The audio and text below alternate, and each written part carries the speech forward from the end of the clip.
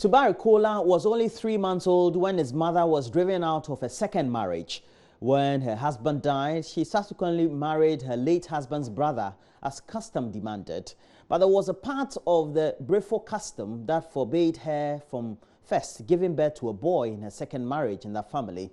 Today, that boy has braved the odds and completed senior high school with some 6 A's. However, his dream of going to the university is fading very fast because there's just no one to help him. Manasseh Azore Awone traveled to Behe, a village near Wa in the Upper West region, to meet Tuar and our reports. It is a Friday afternoon, and the assemblyman for the Behe community is leading me to where Tuar lives with his mother, an old woman in her 70s. We met Tuar's mother, Hawa Kola, preparing the day's meal with cassava leaves.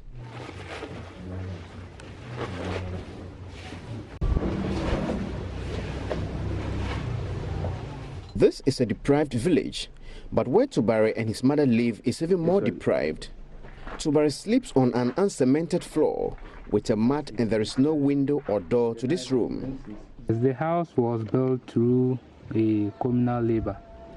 During the dry season, we just gathered together and then help each other to build the houses. But the roofing was done by using aluminium zinc, and that we worked in the farm and then we were able to roof it. But the plastering was done using the local method. And what is this local method?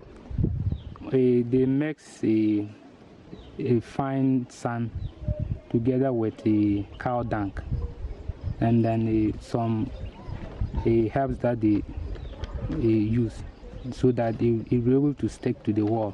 The young man with an unusually calm demeanor seems used to this hardship. The assemblyman for Behe, Isaac Hamidu, who serves as an interpreter in my interview with Tuar's mother, tells me the boy's predicament started at birth. It's a taboo to give birth to a baby boy after marrying a widow, the first child. So when the woman married the second husband and gave birth to a baby boy, the family said it's a bad omen. So the sisters of the husband asked the woman to go with your Tuar, that's push away child. So they pushed the woman and her child away, Tuar, meaning push away. That is why she got up and came to this community with the baby boy to come and settle and look for help. And how old was this boy? The boy was only 3 months old when the family asked her to live with the baby. Is that how the boy got his name? That is how they got the name, Tuar, push away. Tuar's father died 3 years after he and his mother left Babli to settle in Behe, and no family member has ever helped him. Tuar attended primary and junior high school in Behe before he gained admission to Nandom Senior High School, where he read science. He and his mother farmed to feed themselves and used the extra proceeds to take care of his education. He also worked as a farm laborer for people in the village without charging them any fees. The people that I help, they've been so good to me. They also help me. So when at times when they are harvesting food, they will bring food to my mother so that we also enjoy some. So I just take the time out to also help them. But anything that they give me, I appreciate it. Tuar tells me life was extremely difficult and he was often asked to go home because his fees were always in arrears. Despite the odds, Tuar completed the Nandom Senior High School, scoring A1 in 6 out of the 8 subjects he wrote. He has applied to the Kwame Nkrumah University of Science and Technology and the University of Mines and Technology in Takwa. UMAT has offered him admission and is likely to get admission to the KNUST as well. But he cannot go to school unless benevolent individuals help him. When we compiled everything, it was almost 5,000 Ghana cedis. I'm appealing to the one who will be able to, help me pay my school fees so that I will be able to go to a tertiary level. When you completed, what have you been doing? Yeah, since we completed, we have been involved in a labor work, working as a labor at the building construction worksite. But nowadays, it has terminated. Barry has been rejected, but he has not given up. For now, the only obstacle between the dejected young man in this village and the engineer he dreams of becoming is the money to fund his education. And he hopes someone will give his story a sympathetic ear and extend a generous hand of support. For Joy News, Manasseh Azore Arene reporting from Bihe in the Upper West region. Get. And just in case you want to help Tubari, you know where to come. Please come look for Manasseh Azure Awune right here on Joy News. But let's move on. Family of the deceased victim of the Auasi shooting incident say, well, they are waiting the autopsy report to determine the next line of action. 31-year-old Kwabena Ajimai was reportedly hit in an anti-Galamsey operation by a national task force. Relatives and other residents of Anyumedu, however, the bank claims he was killed in fierce gunshot battle with soldiers. Prince Apia has more. Richmond Bwedi is brother of the victim and spokesperson of the family. He wants the task force to exercise patience in its operations in mining communities, or people will continue to die innocently. Are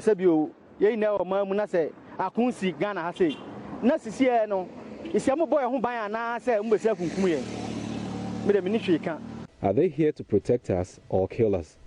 We are not at war. I plead that they exercise patience, else they will be killing innocent people. Please have asked that we bring an autopsy report, so we are waiting for the doctor to conduct the post-mortem. We believe the police will do a good work.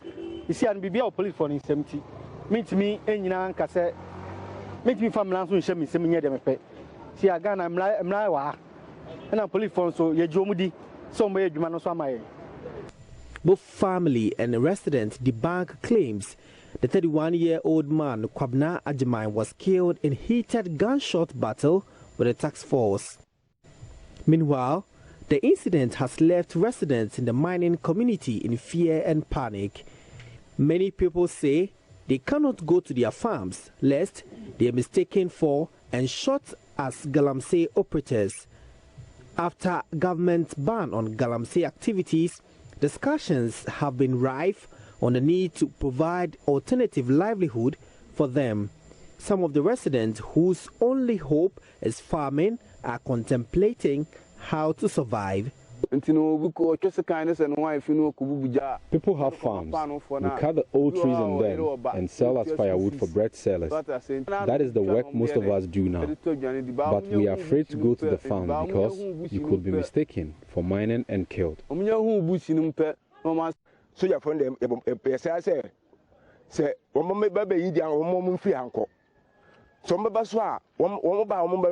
task force should do their work in peace. Yes, this has resulted because of unemployment. So the government should find jobs for the youth here. Prince Apia reporting. It is commonplace to see farmers carry huge plantain sackers to farms for cultivation, and some of the planting materials hardly survive the weather and other harsh conditions to guarantee good yield at the end of the crop season. A scientific innovation, however, promises to end the farmers' woes and their losses to enable them reap the benefit of their labor. Kwesi Debra takes us on a journey on how scientists are now developing new varieties. 75-year-old Mami Nyako is a plantain farmer. Today, her friend Akosia is helping her to plant suckers. Mami Nyako had prepared 3 days ago to expand her 3-acre plantation.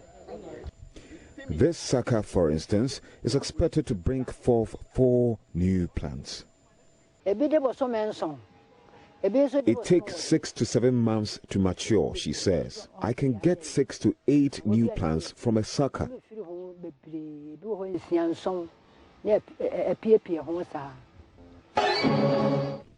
Let me tell you a story.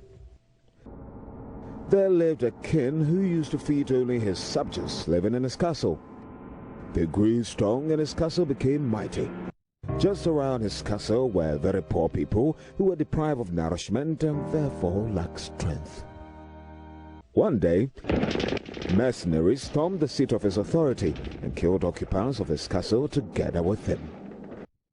Food became available to people living around his castle and they started to grow. Meet beloved Mensa Jomeku, one of the mercenaries. In Plantain, there is something we call apical dominance.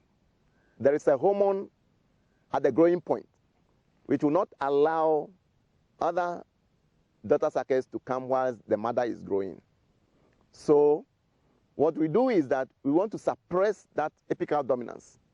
So we remove a sucker, take off the leaf sheaths one by one till we get to the apical meristem, the growing point. Then we make knife incisions as a cross into it. Then we destroy the apical meristem. We destroy the growing point, which is the apical dominance. We take this and we plant them in sawdust, ordinary sawdust. We cover it with transparent polish sheet. After 2 weeks, they start sprouting. In the 4th week, you go and just use your knife to pick them, the sprouts, and plant in a poly bag, like a nursery. And from the 4th week, you'll be harvesting every week till the 8th week. Then you exhaust this sucker, which you have put in the sawdust. Then you just take it off and put a new one in it. And this that I'm holding can give you a minimum of 50 sprouts. So you get 50 planting materials out of this. Mensa Jomeku is driving the message home to farmers like Mami Nyako to enable them to improve yield. Reporting for Joy News, Kwesi Deborah. President Nana Addo Dankwa Akufo-Addo has assured residents of Auasi that the suspension of the district chief executive for the Upper Dintra West district will be investigated. This follows requests made by the assembly members and residents of the township that suspended Daniel Ampienin should be reinstated. Daniel was suspended by the president after comments he made following the lynching of Major Maxwell Adamahama. Deputy Central Region Minister Thomas Ejebafo has been acting as the DC for the area since then. President Akufo-Addo, however, gave the indication that the issue would be looked into during a visit to the town Monday as part of his 5-day tour of the Western and Central regions.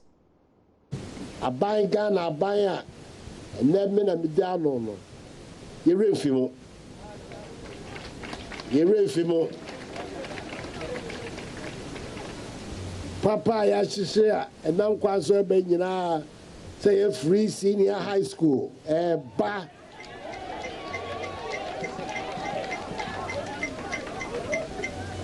ekwa ya ba be peje ku adwuma kwa ya ba be Ghana sikasema ya ba be ni nyina no ene new Auasi mosomo de no eka ho mo tefa so eka ho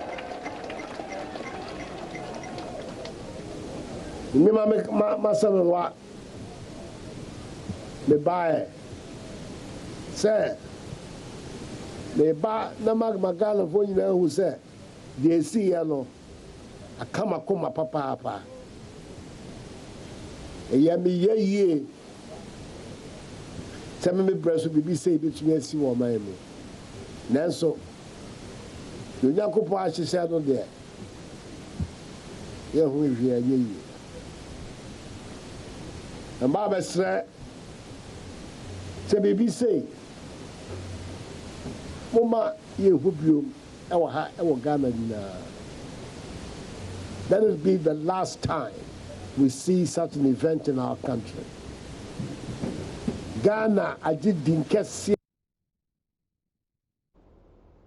The Accra Metropolitan Assembly is pursuing a loan facility to enable it to roll out a new house numbering project. The Assembly has, since the period of the early 2000s, failed in its bid to appropriately identify properties in the metropolis. This has not only led to revenue collection impediment, but also blamed on the poorly planned nature of the metropolitan area. City Mayor Mohammed Nieje Sowa told Gifty and Appear on the polls earlier that the Assembly is seeking clearance from the Ministry of Works and Housing for a loan guarantee. Okay. When you have a litter bin in your house, which is marked and tied to your house, then we'll make sure that, and then also because the problem is that our houses are not numbered. So we are unable to identify the properties and link it to the property owners. Okay. And under the lab 2, it ended up with only the street naming. As I speak to you, I have submitted a proposal to the Minister for Works and Housing that we want to make sure that we get a loan guarantee to be able to. And if you want a loan guarantee, then it means that you need an approval from the minister. Once the minister approves of it, hopefully by next year, we should be able to start the house numbering. Because with the house numbering, AMA has done so much that we have done what we call geocoding. All the houses here, including this property, we have numbered it and it's on our database. And we want to make sure that we just affix the plates here so that you know that this is your house. The mayor also explained how the Assembly intends to achieve the president's charge to make Accra the cleaner city in. But hastens to add, impediment to this achievement includes the fact that collaborating institutions such as the police service are not complementing the Assembly's efforts to ensure cleanliness. Again, he says he lacks the necessary authority in such instances. Here is the mayor further explaining. We've recruited or rent them, we have deployed them, we have also made sure that we are renovating all the sanitation costs to make sure that we prosecute offenders and for it to deter people from doing that. So as far as I'm concerned, with the enforcement bit, I've gone through everything to explain to you what it means and what you are supposed to do. No, what are the things that are standing in your way? One is for me, one is the police service. Look, in all the problems that you are having in Accra, police visibility and ensuring that they are everywhere and working and taking full charge of security and all other things will resolve the problem. Okay. Under the road traffic regulation, LI 2180, are you aware that the police administration is fully in charge of decongestion? The police administration is fully in charge of all these things that we are talking about. Another thing is standing in my way is the fact that the city dwellers have not come to the realization that you have to pay for the refuse that you generate. But we are paying. You are not paying. Really? When I come to Mokola and you come to Okanshi, the people are not paying. Why? And that's the major problem. One of the things is that the shop owners believe that the hawkers also around there are also generating waste and they are not paying well, so why should they also pay? It appears to me we are re-centralizing the decentralized system. You have the district assemblies that under the Act 940 now, the Local Governance Act, with all the powers, but there are some powers also at the top that are not allowing full operations of the district assembly. And you mentioned that the AMA is owing service providers, sanitation service providers. Sure. How much? Oh, we are owing them a lot. How much? A lot. How much? Millions? Billions? Oh, of course, millions. How much? A lot. I can't give you the, because there are many and a lot of money. Roughly, we're owing like? It's a lot of money.